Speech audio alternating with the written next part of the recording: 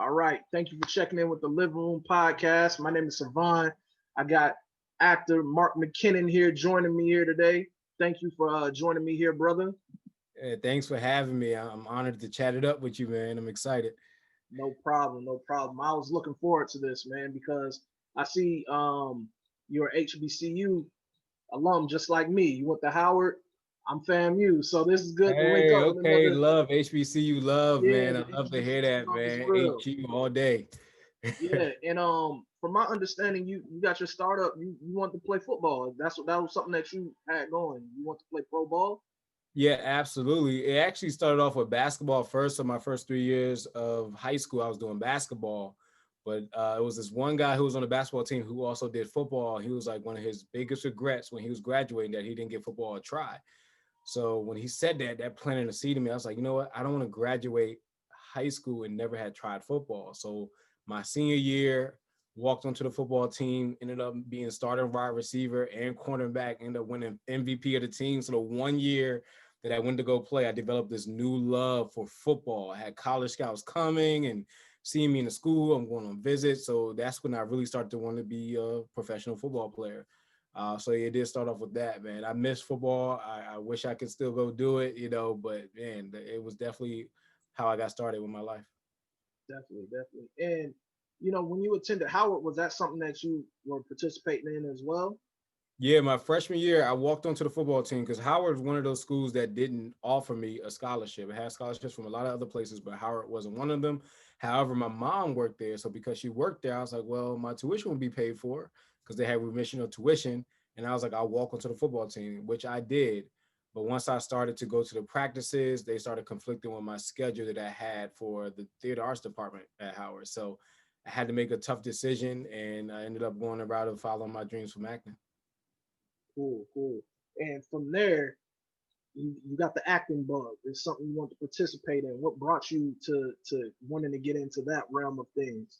Well, my first experience in acting was in my junior year of high school. I took a drama class, and when that fall season, my drama teacher was directing the school play, and I went there just to sit in auditions to support some friends. I didn't want to, be in it. I was like, I'm just going there to support. And they ended up asking me to go ahead and audition. So I did and ended up booking the lead role. So that was my first bite at acting. But what made me really want to stick to it and continue to grow in acting was I saw the social change that it caused. So at my school at the time, it was predominantly, diverse. It was like a lot of, black. It wasn't that many blacks. Let's put it like that. And definitely in theater, it wasn't too many blacks. And so when I got into the play, here you got this athlete in the school play, and a lot of my teammates came out to laugh at me and talk about me a little bit. But then that following season, so many of them came out to audition. So when I saw the effect that it had on my friends, on the players, when I saw how many blacks started to be a part of the theater arts program, I was like, wow, me doing the play, doing the story led to that change. I want to do this on a higher level. And what you see in films and TV shows today, how many shows have you watched? And you're like, you felt like that character showed you something about yourself or about somebody that so theater arts, acting, film and TV, they literally affect our hearts, they affect our mind. I wanted to be a part of that. Got it, got it. And from there, you hit the ground running, man. I see you had some guest roles and you have some reoccurring roles. Can you walk me through how the step came from you starting out with just doing that in the drama class and gaining the love and the passion for it to, you know, hitting the ground running and being set full of this is what you wanted to do and what led you to your first role? Yeah, absolutely, man. Well, first I started doing like local industrials and commercials in the DC area. That's what got me started on a professional level. And then I started taking classes in New York, started meeting different people in New York, and I finally got a manager in 2016, Christopher Severi, who's still my manager to this day. And literally within the first like 2 months that I was with him, he got me in all these network TV auditions for like literally every single network you could think of. And within a 3 month period, I literally booked like 4 roles after being under him, and him helped guide in my career and helping me understand my brand. So that's when those roles started coming, was like when I had the right representation. That's what I'm always telling actors all the time. It's important who represents you because their relationships, their knowledge, they literally help you get into the door. That's great. That's great because I see you have guest roles in FBI and Blue Bloods and everything like that. And you had your guest spot appearances in Gotham and things of that nature. And it's like you started off in football, Hmm. which that was what I could say. Could we say it was your first love? Yeah, oh, absolutely. It So you was. Yeah. started off in football and made the transaction to acting, which is like, that you don't think of them being in the same realm at all, but to now have that other passion and now want to do acting and keeping along with it. I Mhm. know it is probably a struggle getting into it because how the industry looks at the opportunities for black actors, Mhm. and it's not many black TV shows or anything, and you don't want to put yourself in the in a bubble of, hey, I'm a black actor, I just want to be in black TV shows. I see every role or anything you was involved in is very diverse. And is that Mhm. something that you make sure of when you're looking into getting into these roles? At first, it wasn't. It wasn't a thing that I was aware of, even though it was there. Like I was just focused on building my own career. But as I grew older and I started maturing in life and I started being a little bit more observant of what was happening in the world, it became an important thing to understand that we need to be inclusive. We need to make sure that we have the right opportunities, and not just the right opportunities, but fair opportunities for us to show what we can do, whether it's in front of the camera or behind the camera. And you see progress. It's still so much further that we can go when it comes to the type of opportunities that blacks have, because you see blacks on TV all the time. We're seeing a lot more black leads in TV shows, some of our favorite TV shows, but there's always room for more. I mean, it just was a few years ago when the Oscars, remember, it was called Oscars So White, it was like just a Yeah, few years ago when that happened, so it's like there's still so much room for improvement. But I think especially because of the events in 2020 with the Black Lives Matter and everything going down, I feel like more people are really starting to give us those opportunities. But yeah, it's still a long road ahead of us. definitely. And you're making these strides, and you got to work alongside in a film that's directed by Shirley Ralph. Can you tell me Yes, about sir. that? Oh man, yeah, we shot that in the middle of the pandemic last year in the summer. But that was a great experience. Working under Cheryl Lee Ralph was truly a blessing. I learned so much from her. She was very fun to work with. Very very energetic, very very encouraging. She affirmed you. Cheryl is she knew she's been in the industry so long that she knew exactly what to tell you to get you there quick as an actor. And you can't say that about every director. Sometimes it is you're trying to understand what they're trying to get you to understand, but Cheryl Lee Ralph knew exactly what to do. But also having the opportunity to share the screen with Jasmine Love, who is a phenomenal actress, phenomenal human being. It was great to be able to work alongside her and build these characters.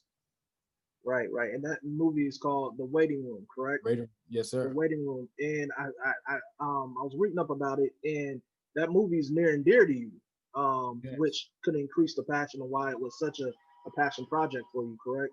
Absolutely. Yeah. BET and BET Her came together to create an initiative to give awareness to breast cancer, especially in our Black community. And it was near and dear to me because my grandmother had died of breast cancer. Plus, my father, he died of prostate cancer. So, cancer was a huge hit in my family.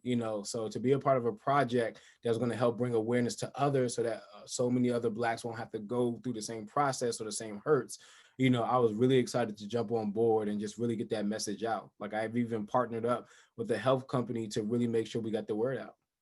That's big. That's very big. So not only did you do the film, but you're working outside of it to bring awareness and everything, because that is something that hit home for you. So that's very big. And that shouldn't go unnoticed at all. So I'll give you your flowers for that one. That's major. Thank you. I You had appreciate that. no problem, brother, no problem.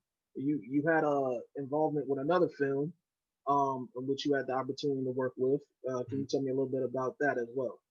Yes, I got to work in a Jamal Hill film called The Available Wife.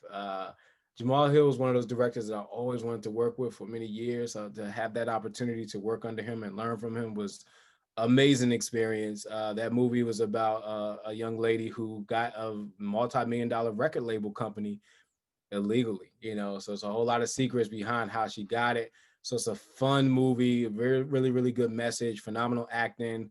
Oscar Gary Jr. is in it, Terrell Hill's in it, like so many great actors are part of this movie that really told a beautiful story. Great, great. And to go back to you going from football, then Mhm. you get in the acting bug and you get into these films. Mhm. Now, you go from these passion projects. Do you have any like dream roles you would want to be involved in, or you know, hope that you could be able to get into? Absolutely, because I love football so much and miss it a lot. Just sports in general, like I do basketball from time to time recreationally, but I would love a dream role in like a sports movie, whether it's a TV series or a movie, like think of like a Friday Night Lights or Remember the Titans, Yeah, like something like that where it's the best of both worlds. Where I'm playing that sport, I want to do my own stunts. Like I already have it on my vision board. If I'm playing a sport, I don't need no stunt double to do anything. Like I got this, I can do it, But yeah, that would be a dream come true to get a role in a TV series about sports. definitely. I took a look at your IG and I seen there was a post in which kind of made sense to a lot of people because we're all affected by COVID, and I Mhm. seen how as well as how it has affected you as well, and I see you help with other actors as well and getting their things started, and I see how COVID has affected with what you have going there with them. Can you expound on the initiatives you take with helping these new actors develop and how did COVID affect that whole operation? Yeah, absolutely. I started a studio in 2012 called McKinnon Acting Studio, where it was an on-camera based studio to teach actors how to be professionally working actors. So over the years we kept building, kept growing. Right before COVID hit, we was averaging almost 80 actors a week coming through the studio. So we were rolling, and then COVID hit, and we couldn't have any in-person classes.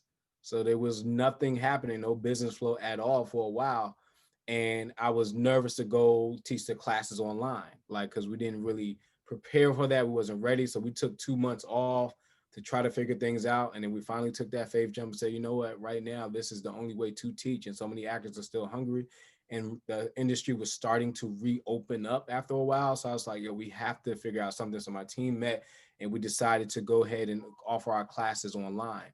And it was one of the best decisions we can do for the studio because now we're back to where we were before, we have those same number of people coming in, but now it's online. So it was something new for the studio. But what's great about that is now I'm not just focused on teaching actors in the DMV area, in DC, the DC area. Now I can talk to actors all over the world. So my clients have expanded to other states and other countries, so to be able to teach what we teach in our philosophy, other places, other cities is just truly a blessing to be and be right at home. Yeah, and see, this is the very cool thing that I like about you, with reading up on you and everything. Not only did you hit the ground running and stay focused on what it is that you do, you also are helping other people get to that spot as well and spreading awareness about other things as well. So it's like you're doing the groundwork and still managing to be able to get your thing going and set forth as well. So that's a very big thing on your end, brother. Thank you. Thank you. It's tough, it's difficult, but I'm finally learning a healthy balance how to do both. Because there was a time where I was putting so much focus on the studio and the business of the studio that I was neglecting myself as a man and myself as an actor. But 2 years ago, I really figured out, like, you know what, I cannot forget about myself. And once I started to reinvest in myself and my own training, I saw my career start to pick up even more. So I always advise people, don't forget about yourself. No matter how good business can be going, no matter how much you love helping other people, if you are not fulfilled, if you are not happy within yourself and what you want to do, you can literally implode. And I was, I got to a place where I was imploding, but then I finally stepped out and made sure I took care of myself. Cool, I dig it. As far as I have a lot of friends that would like to get into the acting industry Mhm. or always looking for advice. What advice would you give aspiring actor or actress that would like to come into the industry and do what you do? Yeah, absolutely. Number one thing is craft. Learn the craft. So I can't tell you how many newer actors want to show up and say, "How do I get an agent right away?" I'm like, "Have you been in class? Have you been learning?" Yes, you need an agent essentially, you need a manager essentially, but you got to make sure that the product itself, which is your craft of acting, is good. So that's the first thing I would say is wherever you're located, find a local class that you can get into or find an online class that you can get into to learn the craft of acting to see if you have what it takes to even be good at this. It's not for everybody. Everyone can try it. Everyone should try it. But when you really understand how deep it goes into breaking down a character and understanding what it takes to really build a character, you will discover if you really want to do this or not. But that's the first thing, is work on craft. The second thing is make sure you know who you are, right? Because if you don't know who you are, the industry will try to tell you who you are. And that's why you see so many people get bitter or they lose themselves. You start wondering why that person looks like this now, like because they let the industry dictate who they should be. But if an actor knows who they are and they stand their ground, who they are and their beliefs and what they want to go after, trust me, you can build your career that way. So trust who you are, trust how God has made you, and use that to your advantage. So when we see your headshots, we should see your personality. We should see the type of roles that you want to go for through that headshot. So that's the advice I would give to anybody who wants to get started: is craft and also branding who you are. If you're funny and you always the life of the party with being funny, brand yourself as that. Don't try to be something that you're not. Definitely. That's great advice. Great advice to go on. And what was the biggest piece of advice that you got getting into the industry? Oh man, that's a good question. The biggest advice I would say I had, um, be hungry, but don't be thirsty. A lot of times, and what I mean by that, yes, you want to be hungry. You want to be able to be in a position where you want something so bad that you're willing to do what you need to do to get yourself through that process. But when you're thirsty, that means you're taking any and everything. You just want to eat whatever comes, whether it's pain, whether it's not pain, whether it's a good project, but you just happy to say you're working on something. So that's one of the best advice I got was be hungry, don't be thirsty. And it decreased how often I was working because now I wasn't taking any and everything. I made sure that the projects was of a value. It was going to add something not only to myself, but to my community. So that's what I would say or pass on to somebody else is whatever your passion is, be hungry about it, but don't be thirsty. Yeah, and that makes sense because I look at the diversity in your roles and it speaks volumes, Thank you. with the roles that you participate in playing. So that is great advice. And another thing I would like to ask, do you have anybody that inspires you in the acting world or somebody who like is your favorite actor or actress? Yes, I love John Boyega. He was in Star Wars. He did a couple other movies as well. I love his work. I love Javon Adadi. I never always mess up his last name, but he's actually from the same area in Maryland that I'm from. But to see somebody from my neighborhood literally doing what he does is just amazing. He played the son in Fences. He also played in the Jack Ryan second season. He's done a lot of great job. He has a new movie that he's promoting now. But those are two actors who look like me. You know what I'm saying? They're Black men who are doing well and working on projects on a high level. So seeing their work, it inspires me. It pushes me. Even Michael B. Jordan, he almost matched what you said earlier. You seeing a Black man in a very diverse project. You saw him in Fantastic Four. He had got a lot of heat for that, but yet it still happened. He still broke that glass. So to be a Black actor and seeing somebody that looks like me in my community succeeding on that level is just truly inspiring. And from you going from being able to have this opportunity, what is the difference that you see between TV and movies as far as an actor? Like, is there a difference with how you go about it, or what is that difference with that? The character work is the same, as far as what it takes to get into the character. The biggest difference for me is probably technique. A lot of times TV moves fast because there's a lot of dialogue and a lot of the story you got to get in within a 45-minute window. If it's a half an hour show in a 22-minute window. So the dialogue, you have to get through it. You have to get through it. Whereas film and TV, with film, it's more of like it's slower pace. You can take your time because you control how long the movie is. Whether you want it to be a short movie or a long movie, you can take your time with your beats and with your rhythm and the flow of the scene. So for me, that's one of the biggest differences: the timing of the two markets. But the other thing too is also the character work, right? Because if you think about it, TV shows are not finished, right? They write the pilot episode, maybe the first few episodes, but then the writers are writing based on who the actor is in that position, right? Whereas a movie is complete. They know the character from beginning to end. Like that actor in that 2-hour movie, you know the whole story of that character. Whereas in TV show, you don't know what may happen. You don't know what relationship they may end up in. You don't know when they're going to die. I can't tell you how many friends I have who are on shows and then they find out at the last minute that they're going to die. Like we can't say it publicly, but you didn't know when you got the role that you was going to die later on, right? So to Yes. me, that's another difference between the two. Is film, you know the whole world of that character. Television, you don't. And see, and that makes sense because I remember I was looking at a Q&A session with Courtney Kemp, Mm-hmm. and she was talking about the actors and actresses that are involved in Power and how some of them when they do their reading, they don't know until that day that they're being killed off. And Yep. so, I wonder how many other shows that go like that, or was it just that thing that Those they all have of with them. power? That it's all of them. That is the writing. That's why like they don't know they're gonna get renewed for another season, right? So they have episodes to get through that season. And when they get renewed, they're ready to start writing and pushing out the more. So it's like you don't know. Every reading is a surprise for everyone. That's why you sign an NDA, so you want to tell it. Because if I know I'm going to die in the show, I can't put it out there because now you're already expecting it. But now you're getting thrown off guard. Even one of my best friends in the industry, when he booked his role on Power, he was on the new Ghost series. Like he was slated to do 3 episodes, and that's all he knew he was going to do. But then the writers kept writing him in some more, so they kept calling him to come back and film some more episodes. So that's what I mean by television is a living, breathing thing. They're looking at the viewership and who's liking what characters and what the comments are saying. So now that you never knew a character was going to start dating somebody, but because they're seeing what the audience is vibing, now they're able to write towards that. So that's what's beautiful about TV is I call it a Google Doc. It's a living document. It's just going to keep going on. Cool, cool. And that's now, man, that gotta be a thing. That if you go in a certain role, you don't know if you're gonna die in a role this week or whatever. That gotta be kind of nerve wracking a little bit. Now, sometimes you do. Like when I booked Gotham, I knew from the very jump this character is dying because it happened in that episode. But when you're dealing with like a serious regular role or a huge recurrent guest star role, a lot of times those characters are living, breathing characters. You just never know what turn they're going to take. Even Tyreek, if you look at his story, his interview when he first booked Power, that was supposed to be a co-star role.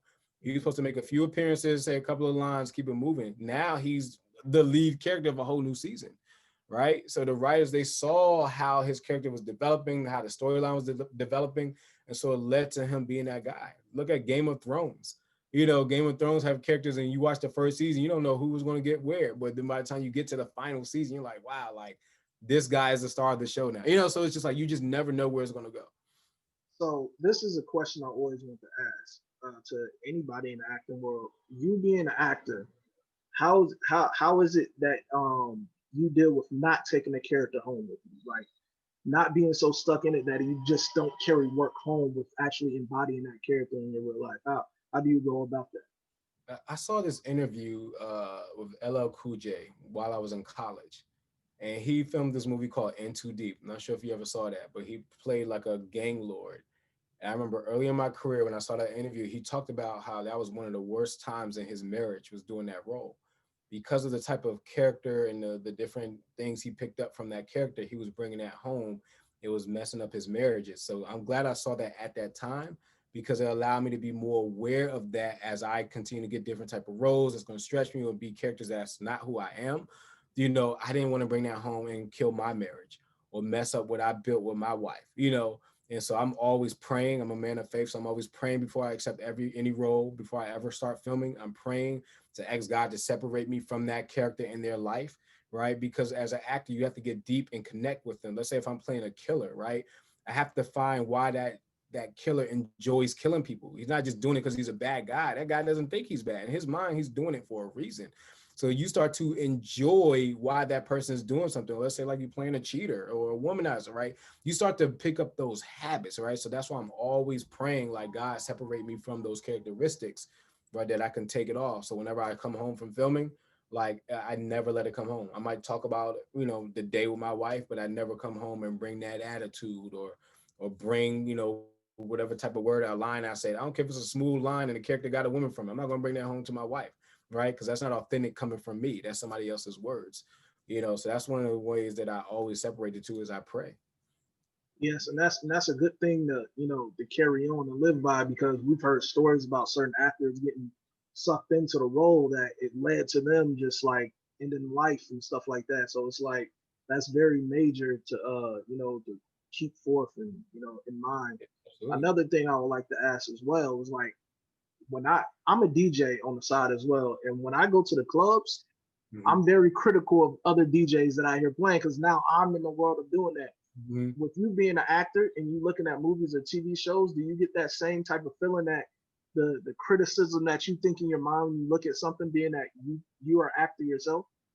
Mine's is different though. I don't look at it as why is the actor doing this role that way. Like that actor earned that role. He got the role. I don't care if people think the role is bad or not. I respect it because, for one, I know how hard it is to learn those lines and to get into character and get to work with the director. Like, it takes a lot to get there, you know. So if anything, when I'm watching actor on TV, I have much respect for what they did to get there. Dope, digging. You say you're a praying man. Yes, Another thing that I found that's amazing is you're a local minister. yes, How yes, did you sir. get into that? So I grew up in my church home called City of Praise Family Ministries. And it started off with me being a director of drama ministry. You know, I was writing the church plays there for Easter and for Christmas.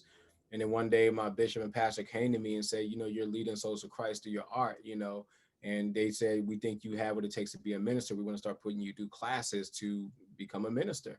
And I ran from it at first because I was like, I don't want that title. I don't want to wear the collar. You know, I don't want people to like disown me, especially at the studio, you know, because it's like some people, they think somebody's a man of faith, that like, oh, he's going to bring that on me. Right. Like, I didn't want that, but I ran from it. But then I started learning how much being a minister doesn't mean you have to be behind a pulpit or you have to wear the collar all the time, every single day.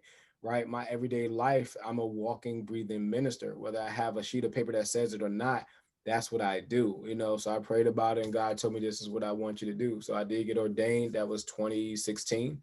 That I got ordained as a minister, and literally to this day in classes, still learning everything about it. But it's something that I'm proud of. It's something that I carry with me. I never like flagging on somebody's face. I never walk around like, hey, I'm a minister. I don't talk about it a lot. A lot of times I let my natural conversation, but if you ever sit down and have a conversation with me, it would naturally come out. And I'm not throwing it in your face. It's just what I talk about, my faith, you know, the advice I give.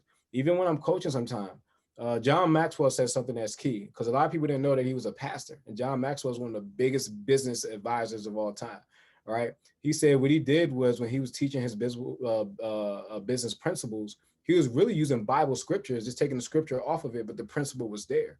It's literally the same thing when I do when I'm trying to brand somebody as an actor. In order for you to understand your brand and your type, you got to know who you are. So that's where the ministry comes in right there. If I can get you to get in tune with your spirit and who you are, I don't have to preach to you, but I'm helping you align with your spirit so that way you can build who you are. Dope. That's real dope. With you being a local minister and everything, and then in the acting world, does that play a role in affecting what roles you would like to take on, that may go against the faith? At first, I try to separate the two, but I learned very quickly I almost could do no role if that was the case, right? Because some roles gonna have either cursing, drinking.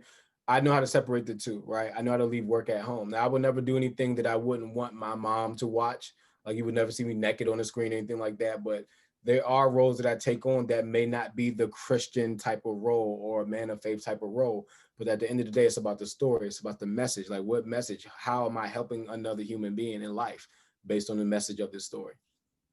Got it. That's cool, man.